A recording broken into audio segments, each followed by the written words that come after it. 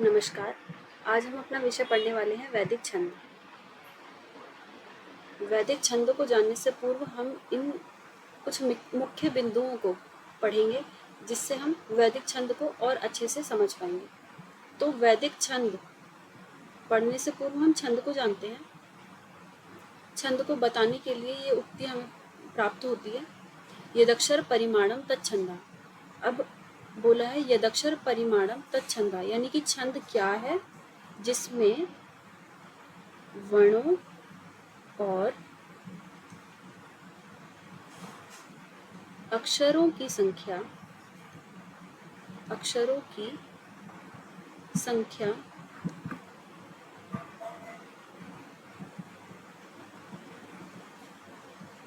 निर्धारित होती है।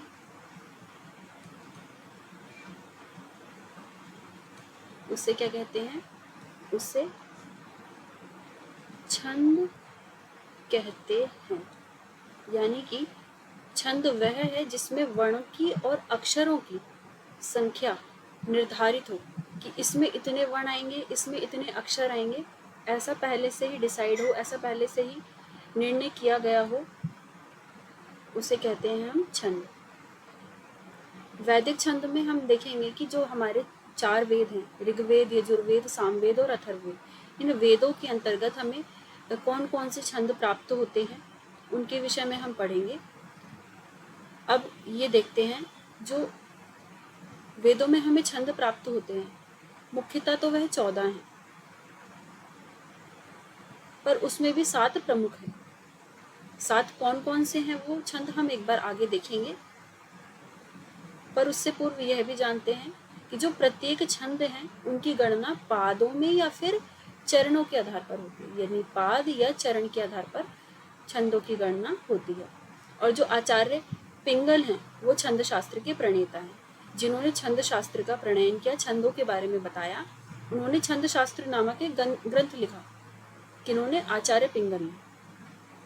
ठीक है, अब हम जानते हैं अपना विषय कि जो 7 प्रमुख छंद हैं, ये जो 7 प्रमुख छंद हैं वो कौन कौन से हैं और प्रचलित छंद कौन से हैं, ये जानते हैं।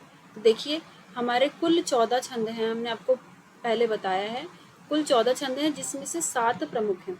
ठीक है, तो 7 प्रमुख कौन कौन से हैं? पहला है गायत्री, फिर है उष्णिक, फिर है अनुष्टुप, फिर है बृहति, फिर है पंक्ति, फिर है त्रिष्टुप और फिर है जगति। अब आपको शायद हो सकता है कि इन सारे नामों को याद करने में थोड़ी परेशानी हो, तो इसके लिए हम एक ट्रिक लिख लेते हैं जिसके द्वारा आप इसको अच्छे से, बहुत सरल तरीके से आप इसको याद कर पाएंगे।